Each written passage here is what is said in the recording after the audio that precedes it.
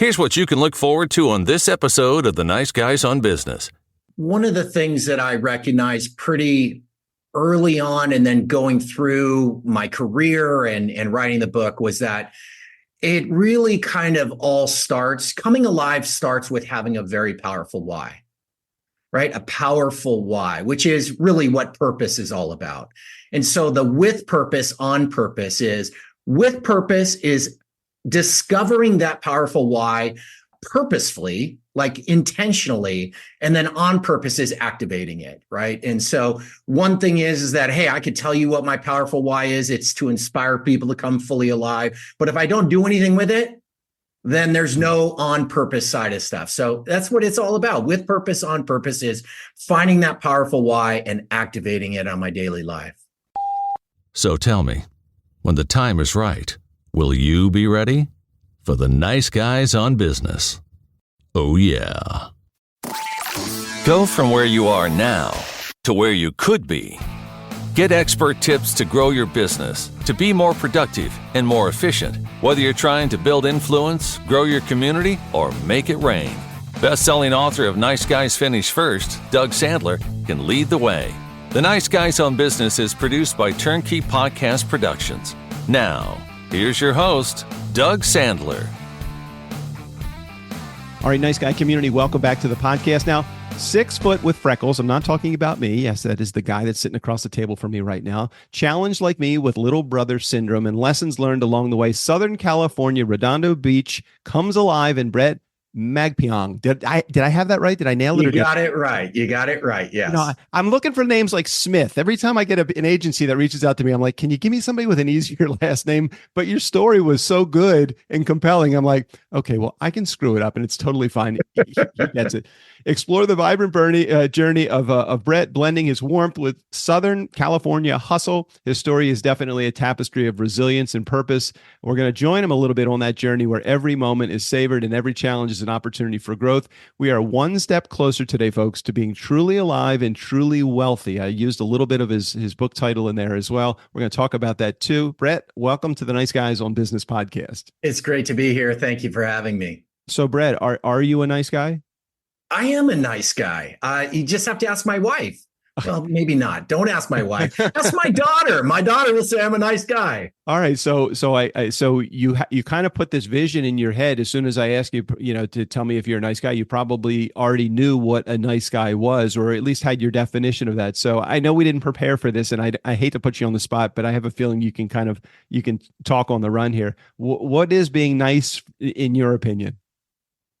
I think that being nice is somebody that has character, frankly, and lives from that character. I like to think that the cardinal virtues of justice and moderation, these are all very important things. And I think nice guys really hold that up. They see it, they believe it, and they live for that. So that's what I'd say. Back in 2015, I wrote a book called Nice Guys Finish First. And in chapter 1, I think I put Gary Shandling's quote, if you don't think nice guys finish first, you don't know where the finish line is. Where would you say the finish line for being nice or being successful is in your world? And I kind of equate being nice with success in my world. And again, it might not be that for you, but where do you equate the finish line and success for you? You touched on this in the intro here. For me, it's about this notion of coming alive. I heard a quote one time and it said this. It said, don't ask what the world needs, ask what makes you come alive and do that. Because what the world really needs is more people who are fully alive. Listen, I think that nice guys that finish first are those ones that are truly alive. Too many of us are living passive lives, things that are coming at us. We think we have to follow on what somebody else told us we need to do. That's not what this is all about. Coming across that finish line is when you come fully alive. So that's what I'd say is the finish line approach to that. So, Nice Guy community, before we get to the end of the episode today, we'll make sure we promote the book that Bret has had out for a little while now. But I'll tell you, I haven't gotten a copy of the book, but I definitely am going to pick up a copy of the book after today. It was a little too close into interview time from the time that this interview was booked for me to get a copy, but I did get a chance to read. at least a portion of the galley version of it. So I have gotten to read a little bit of it. What's interesting about it is, and right behind you, you have this photo that says, or this picture that says, with purpose, on purpose. And I love that. I hope you maybe can just take a moment just to explain where that fits into your entire theme and the journey that you've been on, with purpose, on purpose.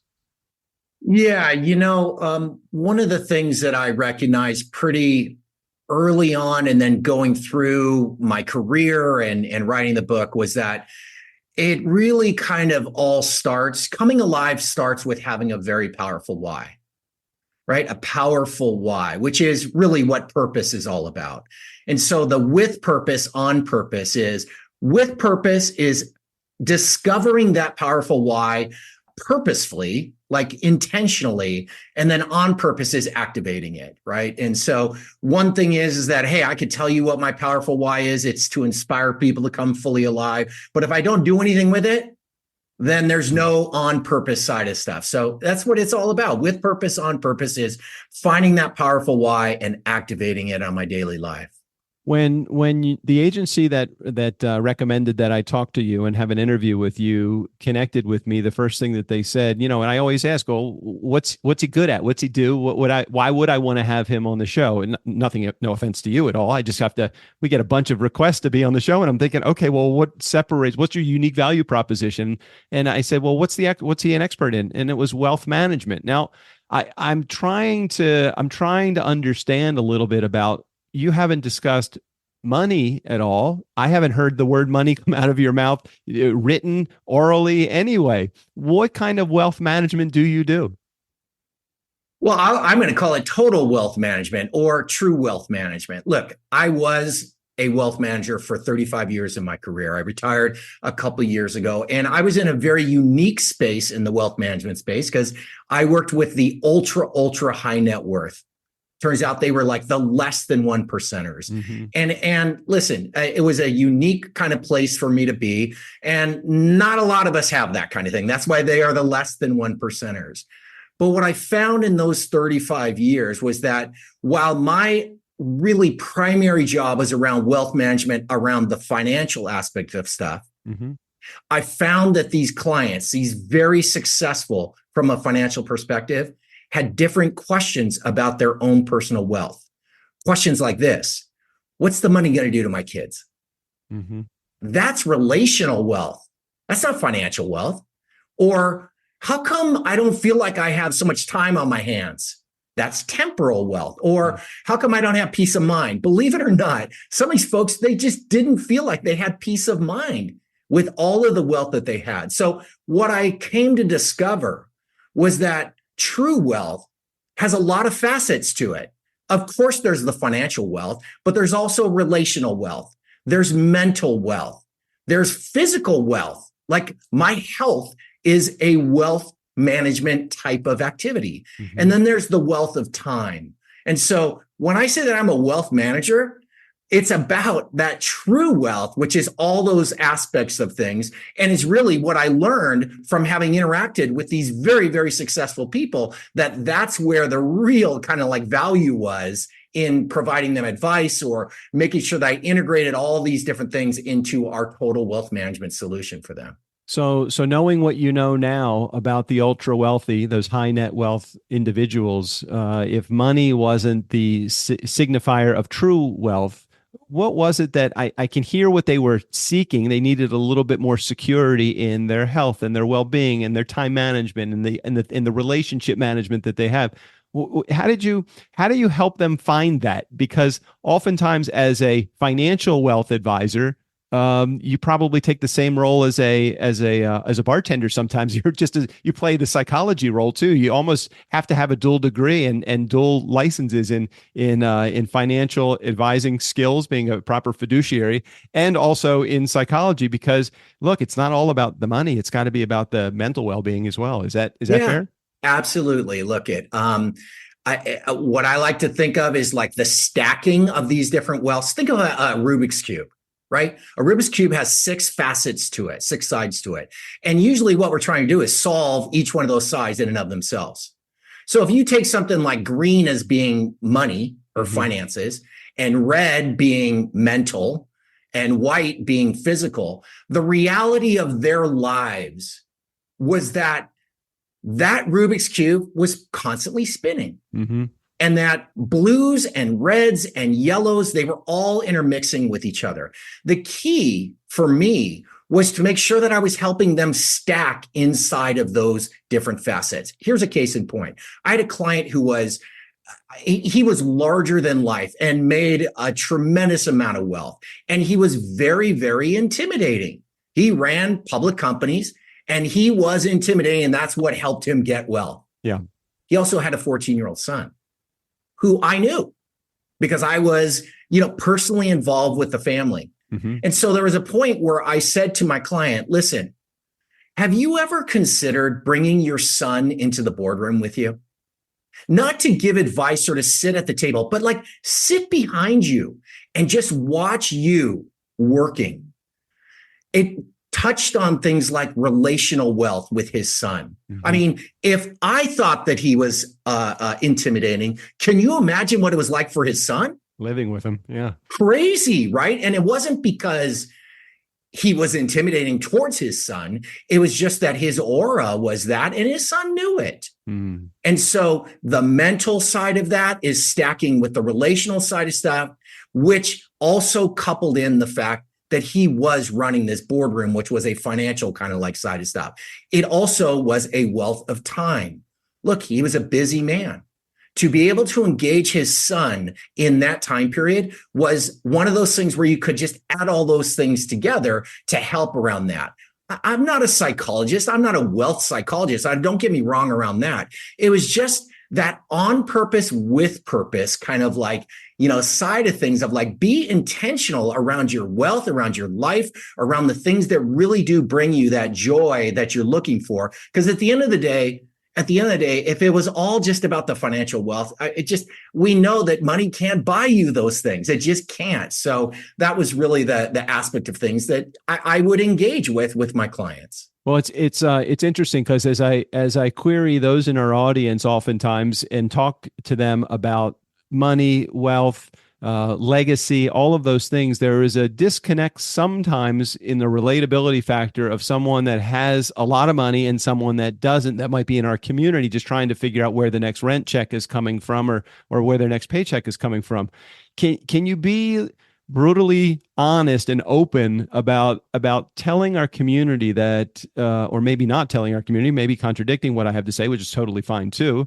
I'd love to know that money is not the creator of happiness in life. Talk about from that perspective where these folks that are ultra wealthy are, where there is many people that are ultra wealthy, but just as unhappy as somebody that doesn't have any money, or maybe I'm wrong. Tell us about that. Yeah, look, there's a couple parts of happiness that I've learned recently around what the elements are. Okay. And there are three kind of core elements to being happier. Don't say, hey, am I happy? It's happier, because if you say, are you happy? It like assumes that there's zero foundation upon which happiness is, right? So it's more happier. So what makes us happier, right? One of them is engagement. Like if I'm doing stuff by myself, it is highly likely that I am happier when I'm doing that with somebody else. So what can give me that opportunity is engagement. Another one is satisfaction. Like how satisfied do I feel around a job well done or what I'm doing or those aspects of things. And the final one is meaning or purpose.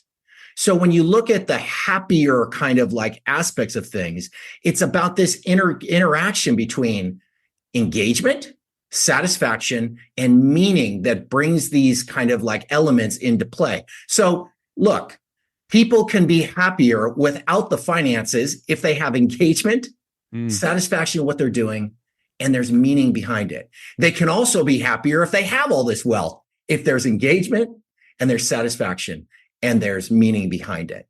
The other thing I'll say is, and I touched about this on the book, it's a little bit kind of along the lines of what you're talking about, but I said in the book, look, having a powerful why is really, really important because it really helps you to make decisions around things that you need to do day in and day out. But here's the deal.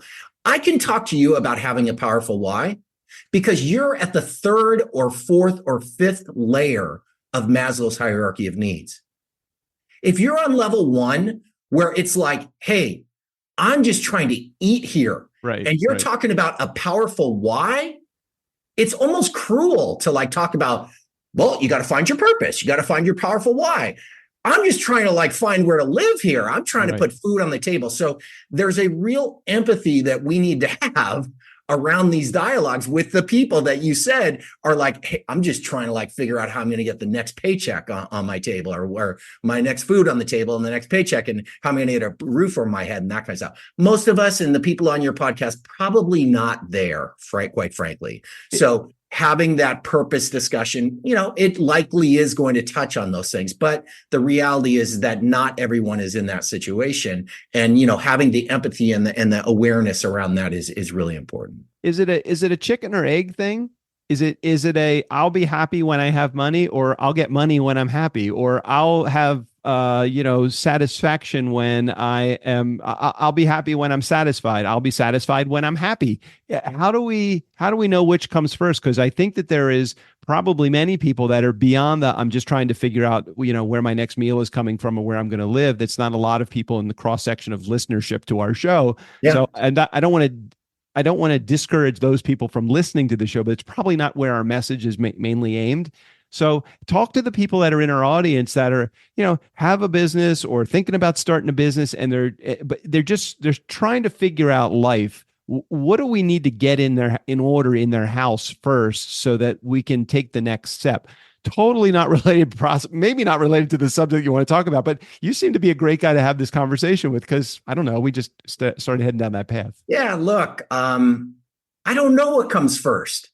I mean, I really don't know if it's the chicken or the egg. It sounds like, we can't necessarily solve that particular thing. Here's what I would say. And this is what, I'm really am pouring my energy into.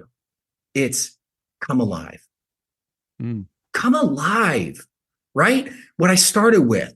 Don't ask what the world needs. Ask what makes you come alive and do that. Because what the world really needs is more people who are fully alive. Now, here's the thing about coming alive, and I touch on this in the book, is that to come alive requires risk. You want to just like stay in your same spot all the time. Don't risk anything. Mm-hmm. But when you risk, which for the entrepreneur is, all right, I'm going to take a chance on this, or for the person who's got the side hustle, all right, I'm going to pour myself into this thing kind of thing. It takes the risk. And yet it is in that risk that two things are there. One, I think, because I've experienced, is aliveness. We're excited about what we're doing. Right. And number two is that failure is looming there around the corner. That's just reality. That's a great motivator. Listen, it can be a great motivator, because one of the things I talk about in the book is while risk is while failure is normally looked at as a negative, when you square a negative, it becomes a positive. Yeah, no doubt. My dad always used to tell me to fail fast, and there's no fear or no harm in failing. Failing actually just shows you one thing that, one solution that didn't work. You just got, and you got an unlimited amount of, of options out there, unlimited chances to succeed, unlimited chances to fail. And I never felt like at any point in my life that a failure was doom and gloom. I always thought, all right, well, that hurt. I guess that sucked. I won't do that again. But it was a learning lesson along the way. You pull a lesson out of every failure, and you got a lot of lessons by the time you get to 60. Yeah, look, anyone asks you the question, tell me when you felt most alive. It is likely not in the middle of a success. It's in the middle of resiliency and grit of overcoming something that was in your face, right? That's when we mostly feel alive. Nobody's looking back and saying, oh, it's when, I had this particular success. It's usually like, man, I was knocked on my butt and I had to get myself up and I figured it out. And years later, I look back at it and I said, oh my gosh, that's when I felt really like I was, alive. At the time, it didn't feel like it. It felt like I was about to die here. But after the fact, you kind of see those things. And that's where the learning from failure kind of comes into play. What made you leave behind the career that you spent 30 plus years doing and go into the book writing world and sharing this message? Was it you were going to start living even more on purpose, or what was it? Yes and no. I mean, look, I'm of that makeup that's just I've always lived and tried to live with purpose, right? I mean, that's just the way that it was. The truth is that I read a book several years ago. It's called Halftime. And what the author proposed was this: look, most of us live the first half of our life towards success. And then we retire, and that's like it. But what he suggested was, hey, while you're building up the success, have your eye on transitioning to significance, from success to significance. Well, I actually looked at it more as a hockey game for my life, right? 3 periods of my life, not 2 halves, 3 periods. The first period was study. Like I just studied and was in school, and that's what I did. And then I got out of school and I started a family, and I had a daughter, and built my career, and there was some form of success there.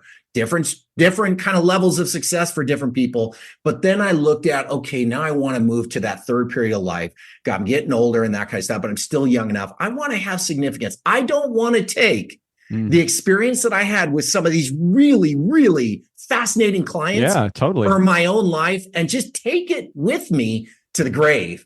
Like, how can I give this back to people? So I wrote the book. I contemplated, on all different things in my own life. My book has stories about things that came across in my life and others that I've coached and that kind of stuff. And now this third period of life is really about giving back. And I dig it. That's what I want to do. And that's what this is all about. I said to you right before I hit record, I'm a podcasting hammer. Everything looks like a podcasting nail, or at least if I didn't say it to you, I said it to the person I talked to right before you. So I don't remember. I'm sorry. But what's interesting about it, as soon as you said all of these amazing people that I have met in my life, again, podcasting hammer here, so take it with a grain of salt. The first thing I thought is, why have you not interviewed these people as a podcast and share that as the lessons learned along the way? You probably, how many clients does a typical ultra wealth manager have in their lives or in their career? A lot. I mean, you got at least a year worth of content there, right? If you put one a week on that. I'm like, okay, this is a future conversation for us to have, because I just imagine all of the reconnections and all of the great master connections that you could make, not only with those people who you already know, but with the people that are in your audience or the people that they're connected to that could help you tell a whole story. That's all for a different chapter. But I was really, as soon as you said that, I'm like, that light bulb went off in my head. I'm like, why the hell have I not keyed into this already? But now I have it. All right, let's talk about the book for a second. It's called The Delta Theorem. It's available. And when did you write the book, and how long has it been out? Yeah, I wrote it 2 years ago, and it was released last year. It's been out for a year, and it's been a great success for me so far. And do you find that it is talk to me as an author for a second, not as the guy that wrote the book, but as an author that is using this as a tool? What is it the tool to do? Is it, when I wrote my book, Nice Guys Finish First, I thought it was going to be like a massive calling card that I could give to organizations that are trying to improve customer service within their team and for their market. What I found was nobody gets rich writing a book. What happens is they get wealthy from the results that the book creates because the relationships and the doors that it opens. Is the book a door opener for you? Is the book a way to the masses, and how has it been received so far? Yeah, it's a total door opener. As you said, you're not going to get rich writing a book. So I have not gotten rich writing a book, but it has definitely opened doors. Look, I'm on this podcast. That's a great thing. I mean, because your audience is going to hear my message. I dig that. Somebody asked me once, like, when do you think it's a success? And I think to myself, when one person literally that I don't know picks it up and says, that's really interesting. Maybe I could do something with it. Here's what was daunting to me, actually, along the lines of the authorship. My publisher said a couple things. Number one, don't call it the Delta Theorem. It's a lousy title. There's a reason why it's called the Delta Theorem, okay? And it's a good reason, but maybe we'll touch on that. Number two is that, do you realize that there's probably only 2% that are out there that are actually going to read the book and actually apply it? I was kind of flummoxed by that, to say it nicely. But the reality is it's just true. Not because that's the way that sales have been, but that's the way that it is. Not many people are out there actually really digging in to their powerful why, to their purpose, to what can they learn from failure, to activating, their purpose and those kinds of things. They're just not. They say that they are, but they're not. That was kind of like, very interesting. So what the real great fun for me these days is to inspire people to move into that 2% category. Why not? Yeah. Why not? You want it, make it happen. So that's what the book has been all about for me. It's a calling card and the opportunity for me to have a platform by which I can say, here's what the elements of this book are all about. And they resonate with people and they get it and that kind of stuff. And then we go from there. Okay. So Nice Guy community, just get what Bret had just told you, because the reality of becoming a published author, even a best-selling published author, which many people are out there, the reality of it is that if you use it as a calling card, you're going to open more doors probably than the doors that you are going to, or than the brains that you're going to open up to the entire contents of the book. Look, somebody could pick up the book, read one chapter of the book and get a page of something out of there that helps move them into action, and not having read any other parts of the book. So just know that writing a book sometimes is about opening doors, relationships that you build. And again, as Bret said, it got him on not just this podcast, but the many podcasts that he's had an opportunity to get on. The book is called The Delta Theorem. It focuses on the interplay between purpose, passion, principles, priorities, effort, and failure. So make sure that you're focused on all of those things as you are checking it out. The best place for them to get it is going to be at your website, right? Which is connectwithbret.com. Is that the best place? Yeah. Okay. And there'll be the link right to Amazon. But yeah, just go there because there'll be all kinds of other things and goodies for you there. So yeah, it's the best place to go. I love it. I love it. So that is where you get the book. I'll make sure I put a link in the show notes for that. Bret, I know we haven't had a huge amount of time together, but is there a question if I was supposed to ask it and I didn't, and if your PR agent said he can come on the show, but you must ask him this question, I have forgotten, so I am sorry. I apologize to your agency for me. Is there anything that I should be asking you that I'm not talking about, or what you want to get out to my audience? Well, maybe it was the follow-up as to, why I'm 6 foot and freckles. And that was like the thing from the start. Oh, look, right. My last name is Magpiong, which is a Filipino name. And those of you who are seeing this on video, you're going to see that I'm 6 foot and freckles, and yet I'm a Filipino. Here's the funniest thing. My daughter, who's actually adopted, is blonde hair and blue eyes. She is the only blonde hair, blue eye Filipino that's out there. And she is very proud of that fact. Oh, that is awesome. And I appreciate that. And, you just won a lot of street cred from most of my editing team, which is in the Philippines right now. And they listen to the episode. So I know that they appreciate you. And as we appreciate them, oh my gosh, Mark, who is editing this, great guy, super nice guy. And I'm hoping, Mark, that you're listening to this and you've drawn some inspiration from Bret and what he's all about. Bret, thank you so much for sharing your message and your inspiration and all of your expertise with our community today. Thanks for being here. Doug, thank you for having me. Hey, Nice Guy community, never underestimate the power of nice. Again, special thanks to our guest, Bret. All of his information, including access to connectwithbret.com. If you can't figure out the spelling, don't worry about it. Just head over to the show notes. Steve O'Brien, go ahead and take us out of here. For the Nice Guys on Business, I'm Steve O'Brien. Don't underestimate the power of nice.